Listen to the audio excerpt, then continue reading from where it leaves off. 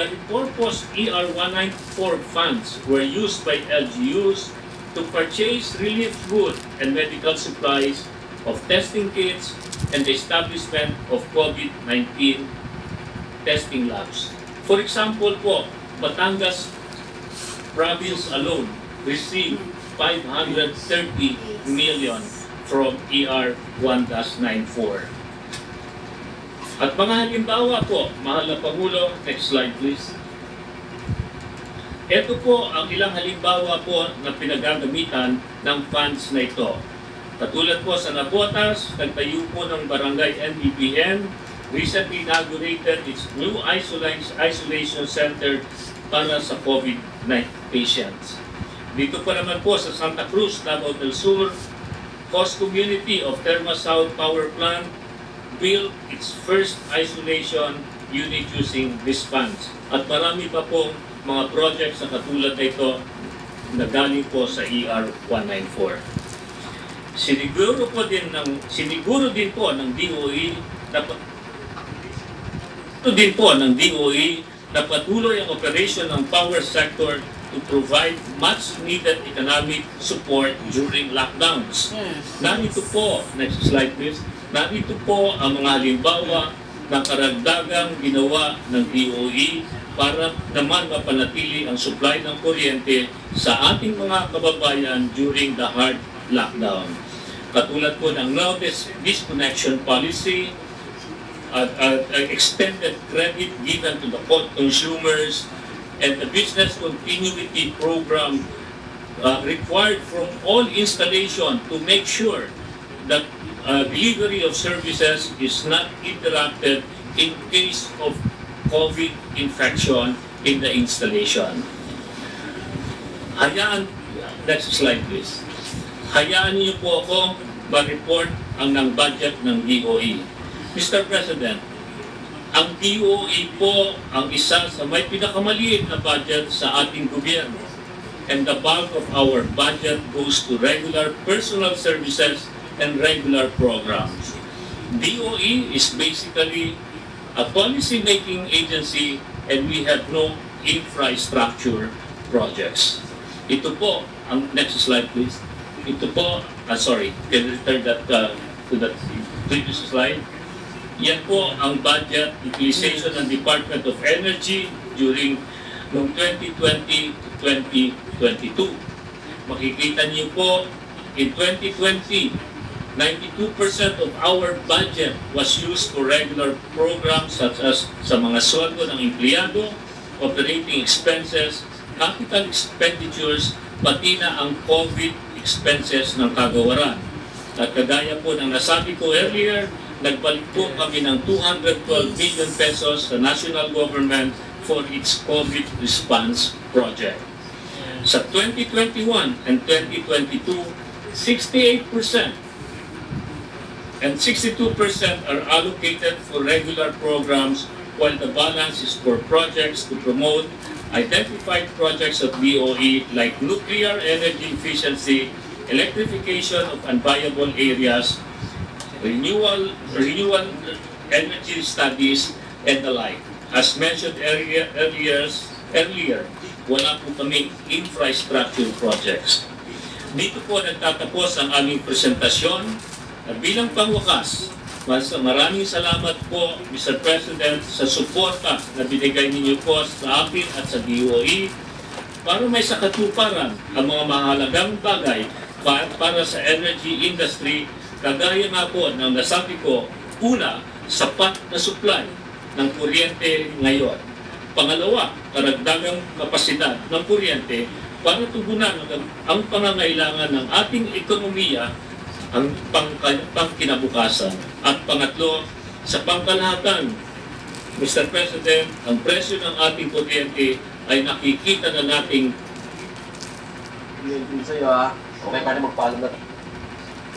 ginagawa ng kontribusyon ng DOE sa ating bansa. Maraming salamat po.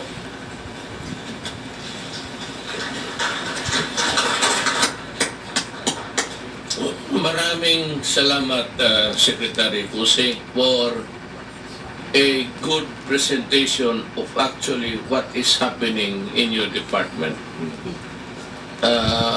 Ang gusto ko po, yung report na hindi dinagdagan, wala namang kulang, just report what is really on the ground and what is happening.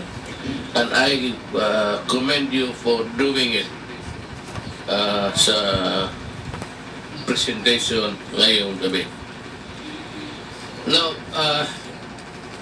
the Philippines has breached the 12 million mark in COVID cases. 2 million.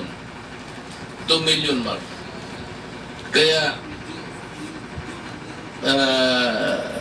medyo yung ganun karami po ang tinamaan ng COVID.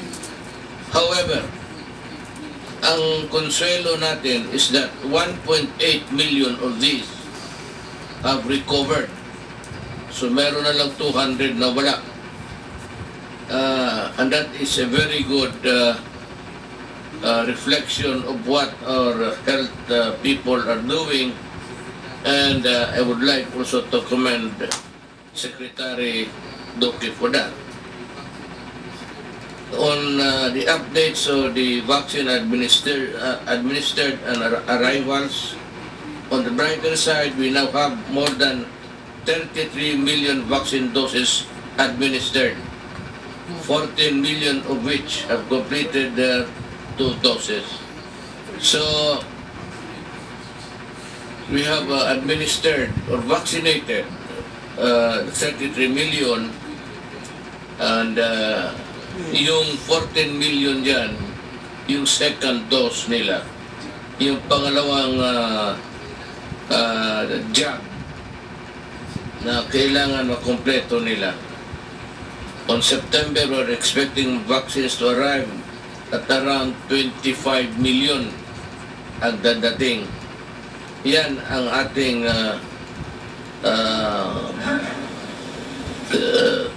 binibili sa labas, at yan ang trabaho ni Secretary Galvez. He is in charge of that.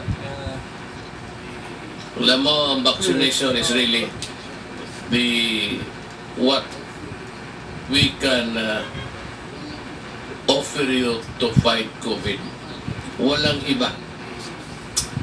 There's no other defense against the microbe. Kung hindi pa kayo nakapag-second dose ninyo, second vaccine, kindly get it as fast as you can. Nandiyan naman yung bakuna. And for those who would need the second vaccination, kindly do it also in a hurry. Now, itong importante ito kasi parang hindi tayo nagka-iintindihan dito ng mga oposisyon. The major issues in the purchase of face masks made by the procurement service of the Department of Budget Management. When the purchases of masks overpriced, yun ang tanong. Ang sagot is no, they are not. PSDBM procured the surgical masks below the DOTH DTI suggested retail prices during that time. Mas mababa sa suggested prices ng DOH pati DTI. And where there was a high demand for the same, it is not accurate to compare the purchase price of surgical mask at the height of COVID-19 and during the period when the supply of surgical masks began to stabilize.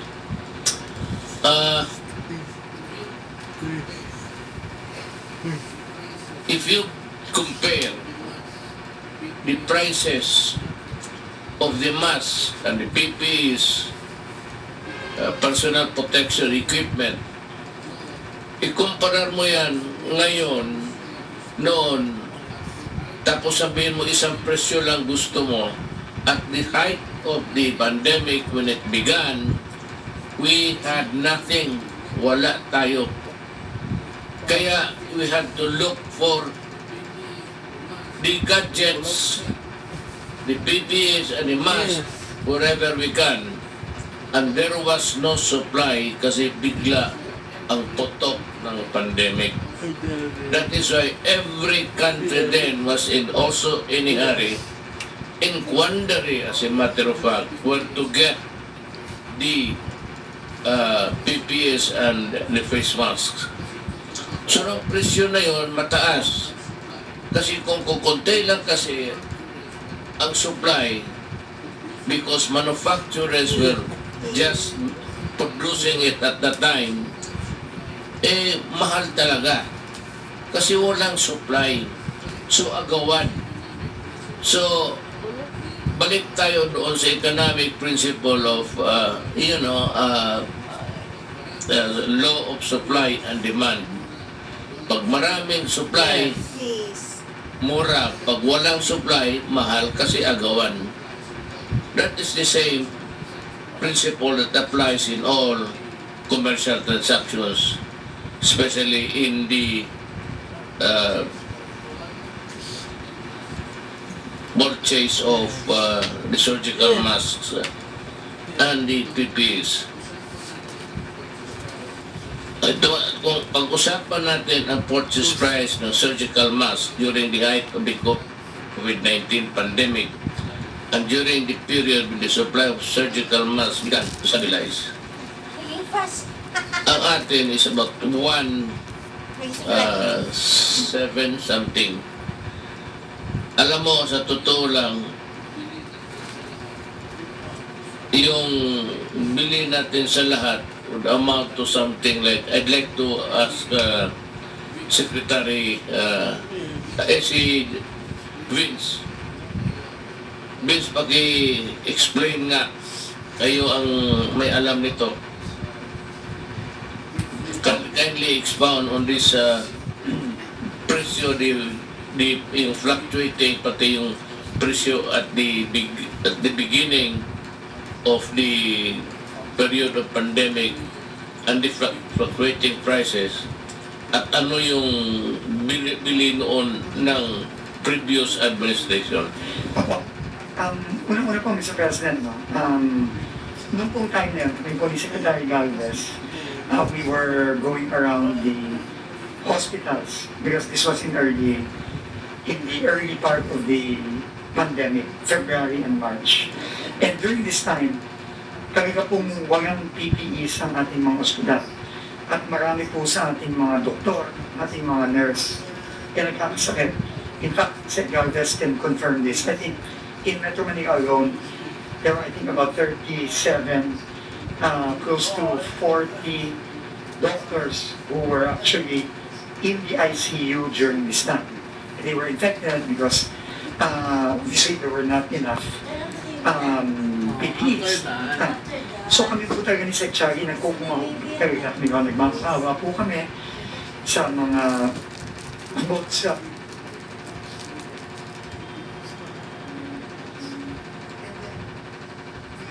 healthcare workers. And then the NTF spoke to everybody, to the entire government, based on your call po, Mr. President, na kailangan magtulong-tulong ang buong gobyerno. Hindi pwede kanya-kanya. Kailangan magtulong-tulong. And even OCD at that time, the Office of Civil Defense, help, and BIS also help because they have the expertise in procurement. And at that time, the DOH really could not handle it anymore. To your point, totoo. Lahat po ng ginagawa ng DOH was really meant to control the pandemic on the ground. And so that was the reason why the other agencies of government, like OCD and the BMPS, got involved. And I think what was done was really to scan the market, Mr. President. And I think that was very diligent on the part of the... So, yung public funds na yan, limitado as they were, the prices are based on supply and demand. If there is more supply, it is cheaper. If there is more demand, it is obviously more expensive. And at that time, there was really tremendous demand, not only domestically, our hospitals were all looking for PPEs, but obviously we also had to compete with the demand from other countries. No, but the both the DTI, if I'm not mistaken, and Secretary Mon Lopez can confirm this, did a market scan as well as the DBM did a market scan of the prices. And as pointed out by spokesperson Harry, today, those prices were actually higher than the prices that were eventually procured by the Department of Budget and Management. Siguro po Secretary Galvez po can also talk about the situation of the hospitals na pati po yung mga hospital noon dahil nga hirap na hirap sila maghanap, mataas din po ang presyo na kanilang binibigay at that time. You know, we would like to just inform again. I will repeat this to the public because it is very important. The Aquino government broke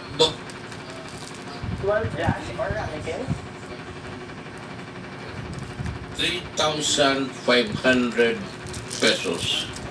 Way more expensive than the ones we bought at 1,019 tayo. That is our what we have. Yes, ang ano ng fluctuations was in 2015, ang fluctuations was to 3,800 in 2016.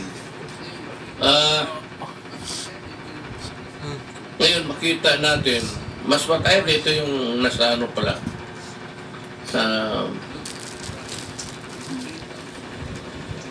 Look at the price is 3,500.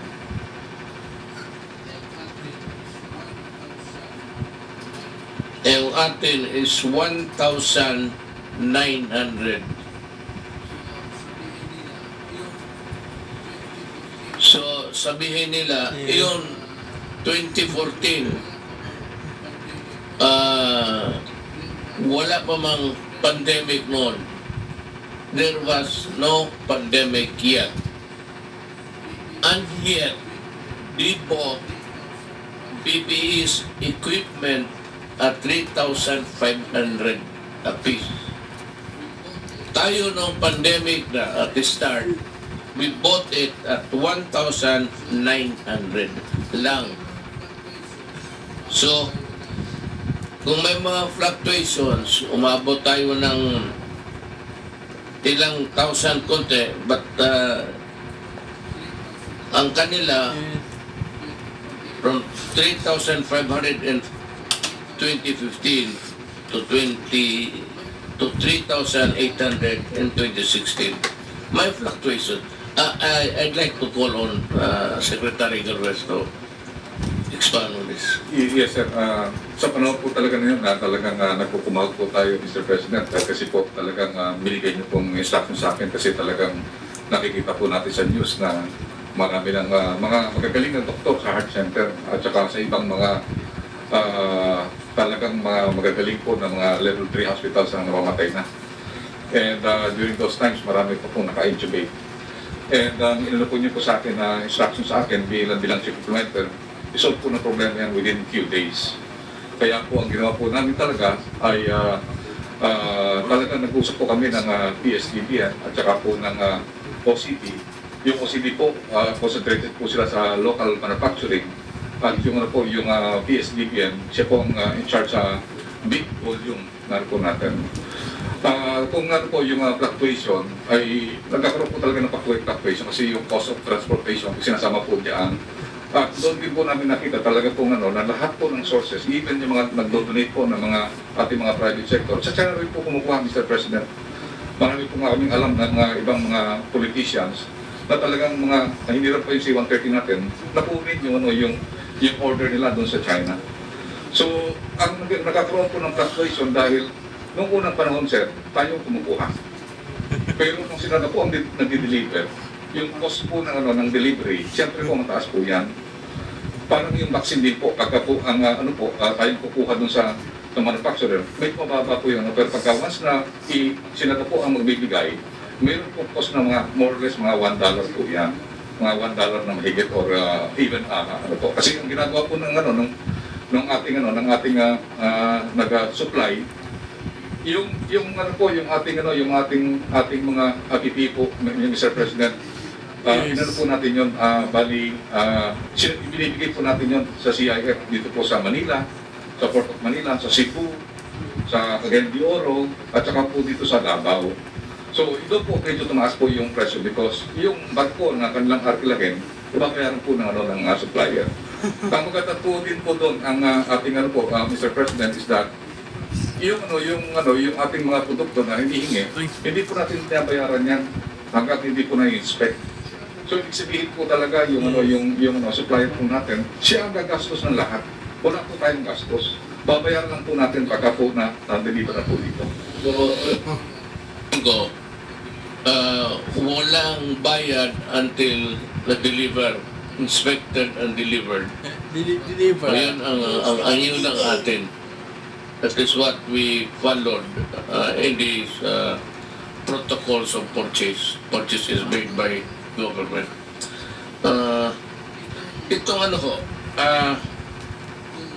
Itong kung sinunod ba ng gobyerno yung mga patakaran ng rules of emergency procurement in this purchase. Ari? Sir, opo. Well, sa 9184 po, meron po talagang provision na kapag emergency, po pwedeng hindi po susunod dun sa public bidding.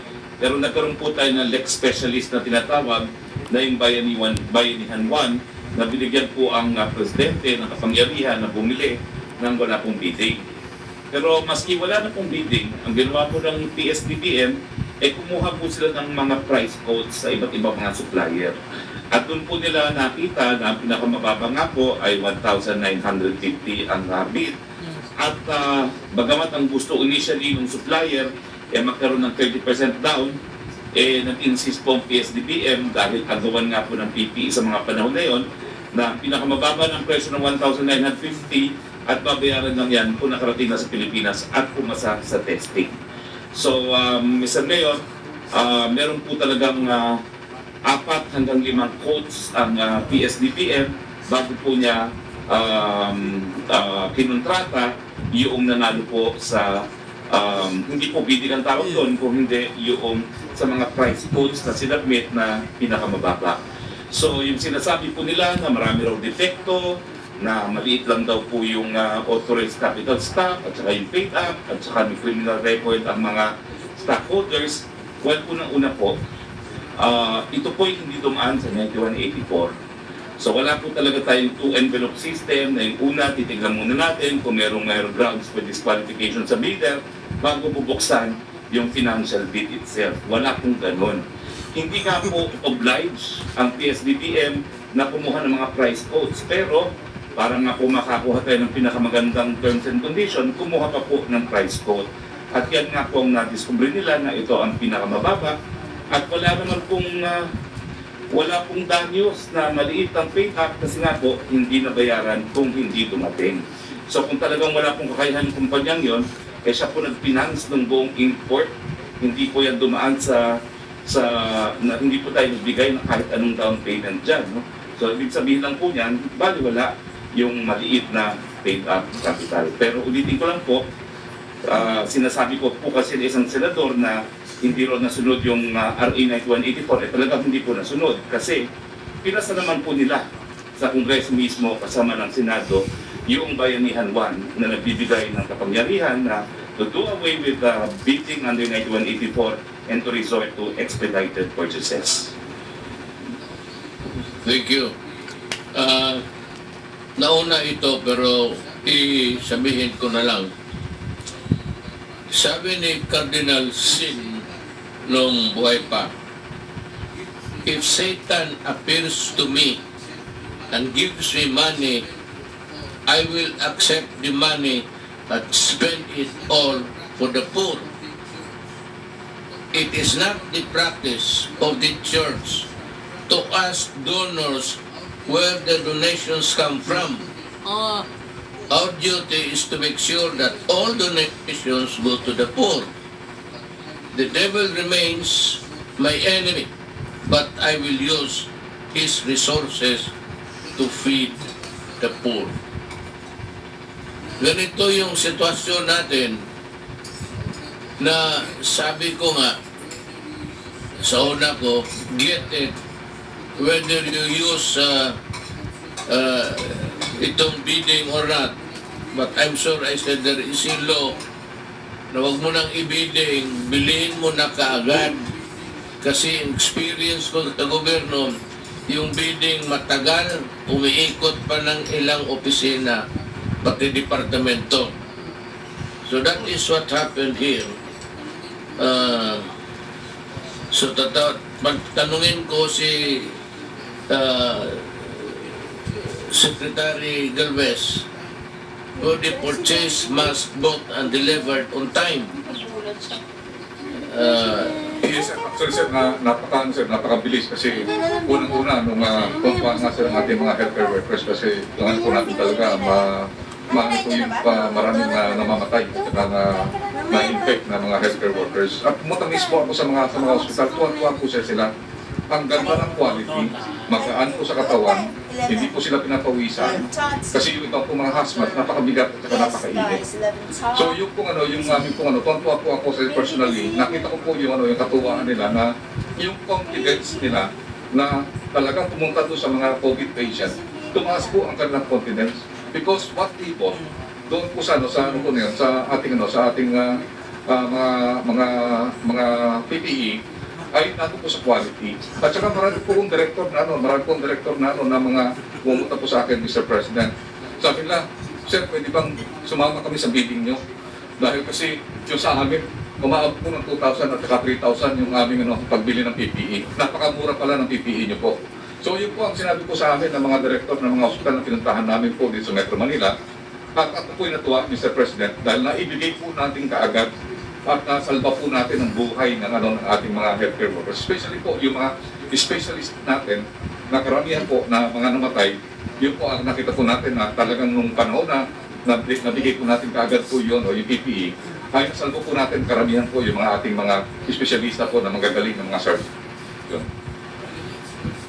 Secretary Gilres, the next question that you would be interested to ask, and ito naman yung gawin nilang issue is were the purchase mask made of good quality. Good quality. Sir, maganda pong Yung quality. sinasabi mo na magaan sa ano. Yes, sir. Actually, sir, yung sir, yung quality, nakita po namin. Yung yung sinasabi po ng ibang mga senador na 940 po ang PPE. Yun po, lang po yun, parang tilang overall. Pero itong PPE po natin na binili po, Mr. President, ang goggles, ang ganda. Ako tuwa po ako sa goggles kasi talagang ilang nakapiting sa ano po eh. And aside from the goggles, mayroon po siyang face mask.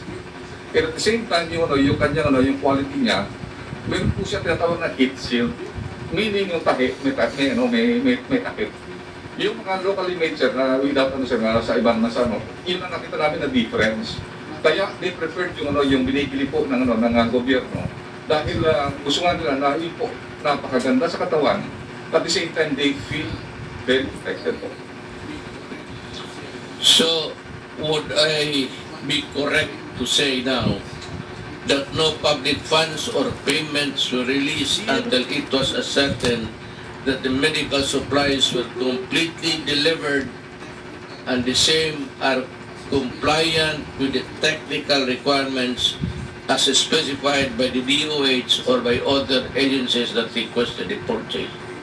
Sir, makatis po ako dyan, sir, kasi kasama po dyan ang AUP, kasama rin po yung ibang mga logistics officer na nag-inspect po, sir.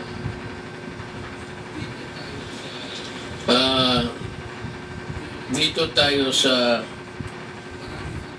kay Gordon. Marami siyang tanong at sasagutin natin. But I would like to say something. Gordon, are you really investigation and aid of legislation or in aid of your personal political interest? I heard that you want to run for vice president next year, and you are trying to impress the opposition that they would consider you. Totoo ba ito, Secretary Gordon? Alam mo, tatakbo rin ako. Kung mag-usap lang tayo, pwede namang ikaw ang maging vice president kung karapat-dapat ka.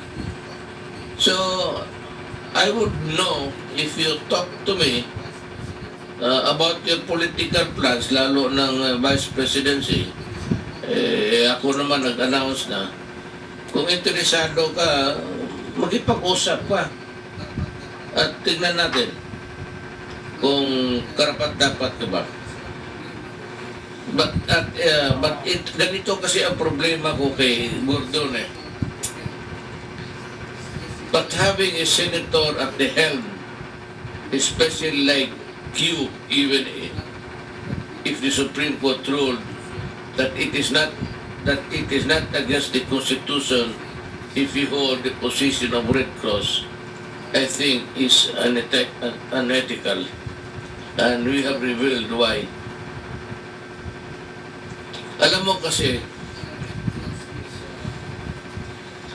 if the Red Cross is also a government agency, tapos member ka ng Congress, tumatakbo ka rin at nanalo ka, and you're holding the Red Cross, you're the top honcho there, and being a senator, and at the same time, medyo malabo ata yung ginagawa mo. So, pag nagkamali ako, Senator Gordon, if I am wrong, which is a possibility also of a wrong interpretation, paki-clear lang nitong of you holding to government agencies, one being a senator and the other being I don't know what is your position, and ikaw yung chairman, chairman sa Red Cross for a long time. You know, let me just also add something. As far as I can remember, even before I entered politics, Gordon, hinawakan mo na yung Red Cross, and you control the agency like the way you control everything. You are so bossy, and I think that the true work of the Red Cross is not reflected in your actuations. Ito pang isa, Red Cross is to be a non-profit organization. But amid the onset of pandemic, Red Cross, under you, charged testing at astronomical rate for around 4,000 pesos, 4,700 pesos a piece without any discount for senior citizens or persons with disabilities. Is this not a clear violation of the expanded Senior Citizens Act? Pakisagot lang nito. Kasi it is a violation of law to deprive the senior citizens and persons with disabilities of lower prices in consideration of their present situation.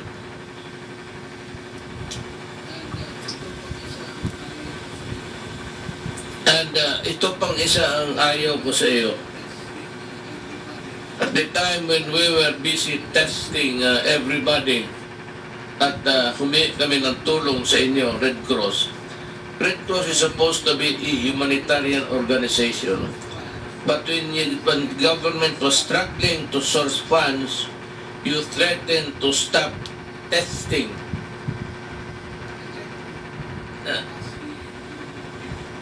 I'd like to ask the Filipino people na na napansin ba dito ninyo noon? Nagalit siya at sabi niya kung hindi magbayad ang gobyerno, he threatened that he will stop the testing. Alam mo, I really do not know, but I cannot see the rationale of your statement Yes. na you threaten government with something which ought Yes. to be done by you, irrespective of whether or not may pera ba wala. Because in this kind of situations or transactions with government, foremost is really the fact that everybody wants to help. And now you are even having plans of selling vaccines and said charging 3,500 pesos per shot is just fair. Moderna vaccines cost 51 US dollars or roughly about 2,500 pesos. What is the extra 1,000 for? And for whom? Yung Moderna na gagamitin mo is 2,500 pesos. Pero sabi mo, you will be charging 3,500. So there is an extra of 1,000. Anong gamitin mo nito in the light of the pandemic in situation in the Philippines? Is this a fair move of yours during the time of when the Philippines is suffering from, just like other nations, the effects of pandemic? Is the Red Cross saving money so that it would eventually pass a resolution to set aside a big amount to fund your elections plans, just like the funds you used in the 2010 and 2010 campaign? Alam mo, ginagamit mo itong Red Cross, and I dare say na ginamit mo talaga ito para sa elections. Ito yung milking cow mo sa totoo lang. You have been there for quite a time. Is it not fair to say now that bumitaw ka na and give others a chance at para mahinto na yung ginagawa mong kalokohan? Remember the plunder complaint filed against you by fellow senator in 2017? You allegedly allocated 193 million pesos for bark barrel to Red Cross and used the same for your campaign. No, see. Ni ikaw mismo karami mong ginawa na sindikato, things that you should not do as a public official.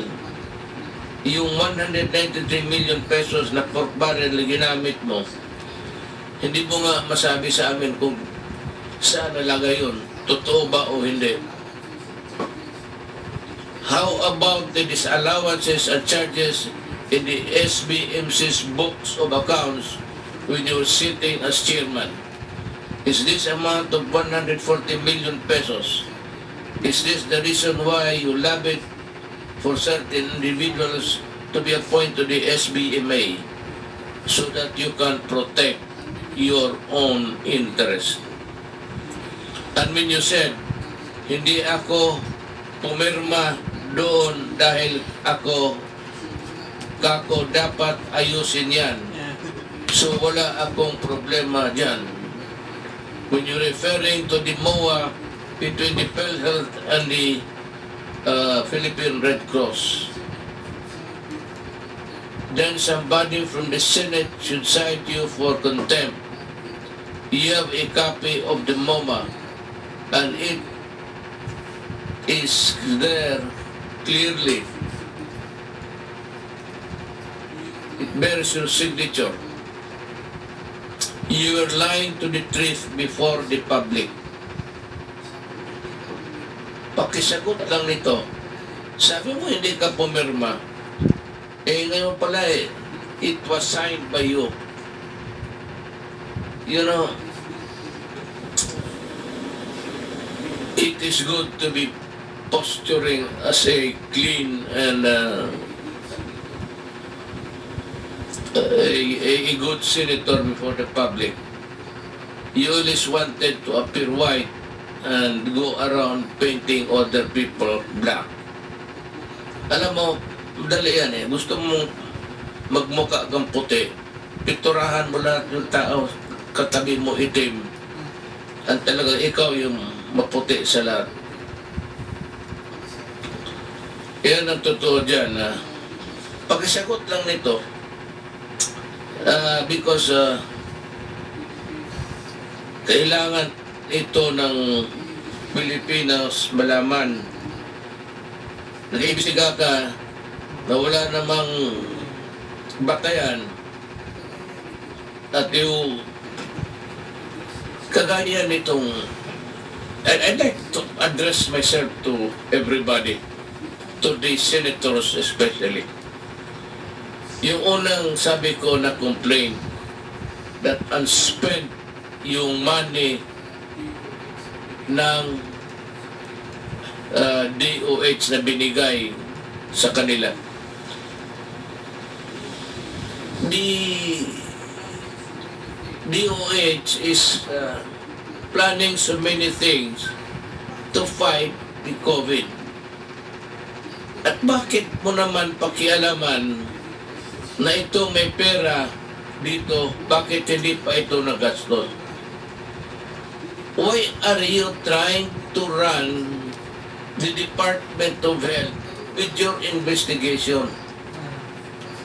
Kayo na ang gustong magpatakbo kasi nagtatanong na kayo kung bakit ito hindi pa nagastos. You know, it is the prerogative of the DOH to plan how to spend the money in pursuance to their public programs. Yan ang gusto ng malaman ko rin at pati yung mga tao. Why? Why do you want to run government or departments na gusto ninyo if there is an unspent na hindi pa nagastos na pera? May mga programa ang DOH. Ngayon tatanong kayo yung pera. Well, you know, eventually this money will be spent, gastusin ito para sa mga programa ng Department of Health. So do not, kayong mga lahat, do not investigate programs which are ongoing. You will derail it, you will delay it by your incessant penchant for investigating government offices. Waterman. Gusto niyo lahat pakialaman na lang. Alam mo, you do not run this government alone by questioning the unspent amount. Kung hindi naman po na-dispal ko, bakit ka nagtatanong? If the money is there, it is unspent, nobody is stealing it, it is there, and the department has so many programs. Hindi lang ang department, takot ako, baka hindi lang Department of Health ang pakialaman ninyo. Department sa DILG, Department of Health, and the continuing ninyo, pinapakialaman ninyo si Secretary Galvez. You're trying to muddle up everything by questioning every time how or why he spent the money. The guy is simply trying to even explain to you in every opportunity, whether it be is a program of government or whether it is really a forum of sponsored by government such as this. This is part of a cabinet meeting. Hindi lang tinatawag yung ibang membro ng kabinete simply because it is not a thing that would concern them. Pero itong mga, when we talk about COVID, it has to be the DOH and Secretary Galvez. And if you keep on hammering all of these things that they are doing, and the money that were spent and the money that are not, why don't you just wait until they have completed the project or until the project is terminated? Ganon sana ang gawin ninyo. Pakiusap lang por respeto. Well, kayo ang kayo yung palaging nag-iimbestiga. I hope that someday we will have also a time to question your actuations. And we will start with you. Hindi naman kayo lahat yan malinis. But you are the one making a noise that is just really a noise for no purpose at all but to create a noise. Then kindly answer the questions that we pose today. With that, we would magpapasalamat kami sa iyo kung masagot mo yan. But you know, as I repeat, for the longest time, you are the one holding the reins of the Red Cross. Marami noon pa, marami nang nagtatanong, and everybody will always be surprised because you have the ready answer and you are controlling even the money of the Red Cross. At ang pinakamabaho ang nakita ko sa iyo is when you threaten to stop testing. Anak ka ng ikaw, di mo maintindihan. Ulitin ko, yung ginawa mo, you threaten government that you will stop testing people so that they will die just because you are not paid. And the money that you have accumulated all these years would run into billions. At ang gusto kong makita yung audit talaga ng totoo ng Red Cross. And maybe I will demand, the Executive Department will demand that we be furnished a copies of your audit taken by COA, and COA to give us the copy so that we can review also what you have audited at tingnan ba namin kung tama o hindi.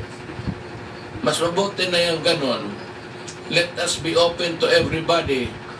You open your books and I open mine, and you can read all what is entered there, and I also examine what you have done so that it will be a fair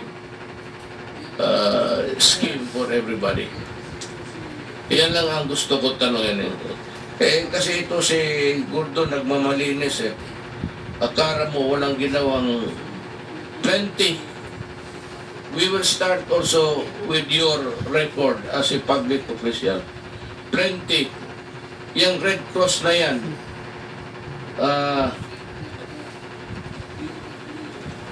I think that you would not be even be able to explain sa totoo lang. If there is an honest to goodness examination of the book of records and the audit of the past years, and we will review if it reflected really the real actuations of you and the others there in the Red Cross, I'm sure that we will find something. And we believe that you are also guilty of, well, sabihin mo ng malversation, well, tell us. We would be happy to know kung meron o wala. Salamat, Mr. Gordon. And again, I'd like to thank the public for participating in the discussion with us.